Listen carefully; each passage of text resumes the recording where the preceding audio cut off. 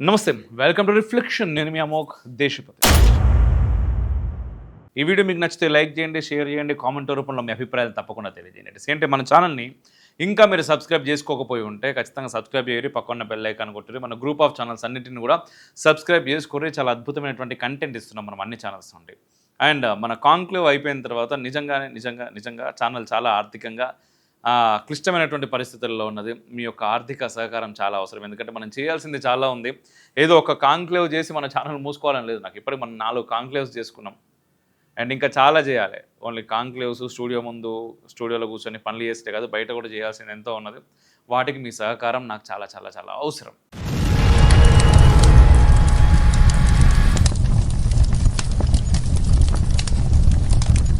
పాకిస్తాన్ గూఢచార సంస్థ ఐఎస్ఐ గత 3 నెలలుగా భారత సైనిక బలగాల ప్రయాణ వివరాలను తెలుసుకునేందుకు అనేక ప్రయత్నాలు చేస్తూ ఉన్నది.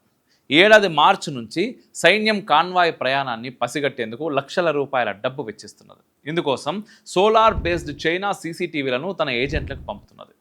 వేల రూపాయల డబ్బును వారి అకౌంట్లల్లో జమ చేస్తూ ఉన్నది. డబ్బు కోసం భారతదేశ రహస్యాలను పాకిస్తాన్కు అమ్ముకుంటున్నటువంటి ఒక వ్యక్తిని పంజాబ్ పోలీసులు అరెస్ట్ చేశారు. సున్నితమైనటువంటి సమాచారాన్ని పాకిస్తాన్లోని తన హ్యాండర్లతో పంచుకున్నటువంటి ఒక నెట్వర్క్ పోలీసులు గుర్తించారు. బల్జీత్ సింగ్ అనే వ్యక్తి భారత సైన్యం పారామిలిటరీ దళాల కదలికల మీద నిఘా పెట్టేందుకు జాతీయ రహదారి 44లోని ఒక వంతెన సమీపంలోని దుకాణంలో సీసీటీవీ కెమెరాను ఏర్పాటు చేసినట్టు పోలీసులు గుర్తించారు. ఆ సీసీటీవీలోని సమాచారాన్ని పాకిస్తాన్కు పంపినట్లు విచారణలో కూడా తేలింది. దుబాయ్లోని ఓ అపరిచితుడు ఇచ్చినటువంటి ఆదేశాల మేరకు నిందితుడు పనిచేస్తున్నాడని, అందుకు ప్రతిఫలంగా 40,000 తీసుకునేవాడని పోలీసుల దర్యాప్తులలో తేలింది. నిందితుడి వద్ద నుంచి ఒక సీసీటీవీ కెమెరాతో పాటు ఇంటర్నెట్ వైఫై రౌటర్ను పోలీసులు స్వాధీనం చేసుకున్నారు. పఠాన్కోట్ జమ్మూ జాతీయ రహదారి మార్గంలో అనుమానాస్పద కార్యకలాపాల గురించి సమాచారం అందుడుతోటి పోలీసులు ఈ చర్యకు దిగారు. ఈ కేసులోనే బిట్టుతో పాటు విక్రమ్జిత్ సింగ్, బల్విందర్ సింగ్, తరణ్ప్రీత్ సింగ్ అనే 3 ఈ కుట్రలో భాగస్వాములని పోలీసులు గుర్తించారు.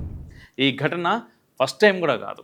గత 3 నెలలుగా పాకిస్తాన్ పదే భారత సైనిక బలగాల పర్యటనల మీద వాకప్ చేసే ప్రయత్నం చేస్తూనే ఉన్నది.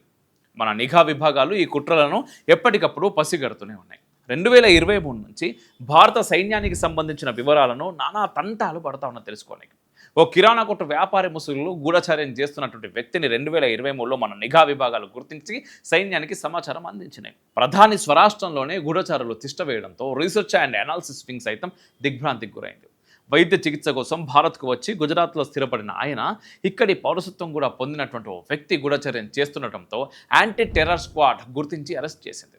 గుజరాత్లోని తారాపూర్కి చెందిన మహిళను పెళ్లి చేసుకున్నటువంటి పాకిస్తాన్ వ్యాపారి చాలా ఏళ్లుగా పిల్లలు లేకపోవడంతో ఐవీఎఫ్ చికిత్స కోసం భార్యతో కలిసి పాకిస్తాన్ నుంచి గుజరాత్కు వచ్చిండు. ఆ తర్వాత తన మామ సహాయంతో ఇక్కడిని ఒక కిరాణం కొట్టు పెట్టుకున్నాడు. భారత్ వచ్చిన తర్వాత కూడా వారికి పిల్లలు పుట్టలేదు. దీంతో మరోసారి చికిత్స అవసరమైంది. తండ్రి అవ్వాలన్న ఆశతో భారత్కు వచ్చినటువంటి లాబ్ శంకర్ మహేశ్వరి ఇక్కడి పౌరసత్వం పొందిన తర్వాత భారత సైనికుల ఫోన్లను హ్యాక్ చేసిండు. దీనివల్ల భారత సైన్యం అవసరాల కోసం తరలిస్తున్నటువంటి ఆయుధ నిల్వలకు సంబంధించినటువంటి సమాచారం ఐసిస్కు చేరింది. ట్రోజన్ మాల్వేర్ను సైనికుల ఫోన్లోకి చొప్పించడం, వాట్సాప్ చాటింగ్లు, వాళ్ళు ఎక్కడ ఏ పని మీద వెళ్తున్నారో తెలుసుకొని వీలు కలిగింది. మాల్వేర్ ఆర్మీ జవాన్ల ఫోన్లోకి చొరబడి వాట్సాప్ చాటింగ్, ఫోటోలు, వాళ్ళ కదలికలను పసిగడుతుంది. అలా కార్గిల్ బార్డర్లో పనిచేస్తున్నటువంటి ఆర్మీ జవాన్ ఫోన్లోకి రిమోట్ యాక్సెస్ ట్రోజన్ వైరస్ను ఎక్కించడంతో భారత సైన్యం రహస్య సంభాషణలు పాకిస్తాన్కు చేరుతున్నాయి. పాకిస్తాన్ ప్రధాన లక్ష్యం భారత సైన్యం తన అవసరాల కోసం భారీ స్థాయిలో ఆయుధ సామాగ్రి, యుద్ధ ట్యాంకులు, తూటాలను ప్రత్యేక సైనిక రైళ్లలో వ్యూహాత్మక ప్రాంతాలకు తరలిస్తూ ఉన్నది. తరలింపు బహిరంగమే అయినా అయితే సైనిక రైళ్లలో ఆయుధ నిల్వలు తరలిస్తున్నప్పుడు కొంతమంది సైనిక సిబ్బంది రైలుకు రక్షణగా ఉంటారు. వీళ్ళు తరచుగా కుటుంబ సభ్యులతో, స్నేహితులతో ఫోన్లలో మాట్లాడుతూ ఉంటారు. వాట్సాప్లో చాటింగ్ కూడా చేస్తూ ఉంటారు. యథాలాపంగా తమ ప్రయాణ వివరాలను సహజ ధోరణిలో చెప్తూ ఉంటారు. ఎక్కడి నుంచి ఎక్కడికి పోతున్నామో కూడా చెప్తూ ఉంటారు కదా. ఇక్కడనే ఐసిస్ ఫోన్ ట్యాపింగ్ మాల్వేర్ రహస్యాలను దొంగలిస్తూ ఉన్నది. నిర్దిష్ట వ్యూహాత్మక ప్రాంతాలకు ఆయుధ నిల్వలు ఎందుకు తరలిపోతున్నాయో తెలియడం వల్ల భారత్ అనుసరించేటటువంటి భవిష్యత్ వ్యూహాలను పాకిస్తాన్ అంచనా వేసే అవకాశం ఉంది అంటున్నారు నిపుణులు. ఖచ్చితంగా ఉంది కూడా. చైనా తయారీ సోలార్ ఆధారిత సీసీటీవీలను లైవ్ సమాచారం అందించే ప్రయత్నాలు ఏడాది మార్చిలో మొదలైనవి. మార్చ్, ఏప్రిల్, మే 3 నెలల పాటు వరుసగా ఐసీసీ ప్రయత్నాలు చేస్తూనే ఉన్నది. పుల్వామా తరహా భారీ దాడికి పథకరచన చేస్తున్నటువంటి పాకిస్తాన్ ఉగ్రవాద సంస్థలు ఎప్పటికప్పుడు సమాచారాన్ని తెలుసుకుంటూ భారత్లో నక్కి ఉన్న ఉగ్రముఖులను అప్రమత్తం చేయడం ద్వారా దాడి చేయాలనేది ఉగ్రవాదుల ఉద్దేశంగా కనిపిస్తున్నదని గూఢచార నిఘా విభాగాలు అంచనా వేస్తున్నాయి. దేశ సరిహద్దుల్లో అత్యంత ఎత్తులో ఉండే సైనిక స్థావరాలకు రక్షణ శాఖ ఎయిర్ అండ్ డ్రోన్ ట్రాన్స్పోర్ట్ను వినియోగిస్తుంది. అతి బరువైన ఆయుధ సామాగ్రిని ముఖ్యంగా తూటా నిల్వలను చేరవేస్తుంది. ఇందుకోసం భారీ డ్రోన్లను చిన్నపాటి హెలికాప్టర్లను కూడా వాడుతూ ఉంటుంది. వీటిని ఎక్కడికి తరలిస్తున్నారో తెలుసుకోవడానికి పాకిస్తాన్ సుదీర్ఘకాలంగా ప్రయత్నిస్తూనే ఉంది. ముఖ్యంగా శీతాకాలం సమయంలో తరలింపుపై ప్రత్యేక దృష్టి పెడుతుంది. ఉద్రిక్తతల నేపథ్యంలో ఉగ్రదాడుల సమయంలో భారత్ సైన్యం ఎటువంటి నిర్ణయాలు తీసుకుంటుందో తెలుసుకోవడానికి ఈ తరలింపుల ప్రాతిపదికన ఒక అంచనాకు రావచ్చనేది పాక్ పన్నాగం. సైనిక బలగాల మోహరింపు, కాంపోజిషన్ మార్పు అనేది వ్యూహాత్మక నిర్ణయాల్లో భాగంగా కీలక సందర్భాల్లో మాత్రమే జరుగుతుంది. సైనిక బలగాల ప్రయాణాల ఆధారంగా ఉజ్జాయింపు అంచనాలు చేసే అవకాశం కూడా ఉన్నది. సైనిక బలగాలు తరచూ ప్రయాణించే రహదారుల పక్కన గల విద్యుత్ స్తంభాలపై సోలార్ ఆధారిత సీసీటీవీలను అమరుస్తా ఉన్నారు. వీటిని సైనిక అధికారులు ముందస్తు తనిఖీ చేసినా ఫలితం ఉండలేదు. అందుకు ప్రధాన కారణం మున్సిపల్ శాఖ లేదా కార్పొరేషన్ అధికారులు అమర్చారేమో అనే భావన కలగడం ఖచ్చితంగా సహజం. అయితే ఇటీవల ఘజియాబాద్ మాడ్యూల్ను నిఘా వర్గాలు పసిగట్టిన తర్వాత ఈ రహస్యం బట్టబయలైంది. దీంతో సైనిక బలగాలు నిత్యం ప్రయాణించే రహదారుల పక్కన విద్యుత్ స్తంభాలపై ఉండే అన్ని సోలార్ ఆధారిత చైనా తయారీ సీసీటీవీలను తొలగించేర్చారు.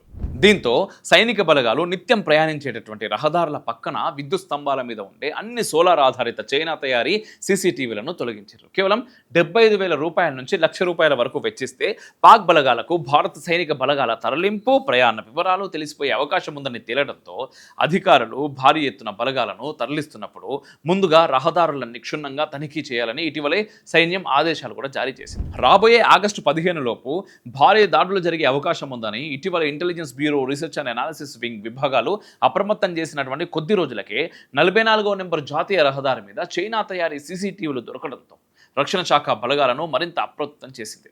మొత్తంగా పాకిస్తాన్ నుంచి ప్రతినిత్యం ఏదో ప్రమాదం పొంచి ఉందని ఇటీవలి ఘటనలు రుజువు చేస్తున్నాయి. భారత్ పంపినటువంటి షూటర్ టీంలు పాకిస్తాన్లో నక్కినటువంటి ఉగ్రవాదులను ఒక్కొక్కరుగా మట్టు పెడుతుండటంతో పాకిస్తాన్ ప్రతీకారంతో రగిలిపోతా ఉన్నది. సో బాధ్యత ఎవరు తీసుకోవాలి ఈ మొత్తం విషయం పైన? కేవలం అధికారులు మాత్రమే ఏదో చేస్తారు ఈ దేశం కోసం అని మనం అందరం మన పనులేంటి తిన్నామా, పడుకున్నామా, లేచామా అని కాకుండా మనం కూడా మన చుట్టూ ఏం జరుగుతుందో తెలుసుకునే ప్రయత్నం చేయాలి, చేరవేసే ప్రయత్నం చేయాలి, ప్రశ్నించే ప్రయత్నం చేయాలి. ఈ వీడియో మీకు నచ్చితే ఖచ్చితంగా షేర్ చేసే ప్రయత్నం కూడా చేయండి. జై హింద్, మేరా భారత్ మహాన్.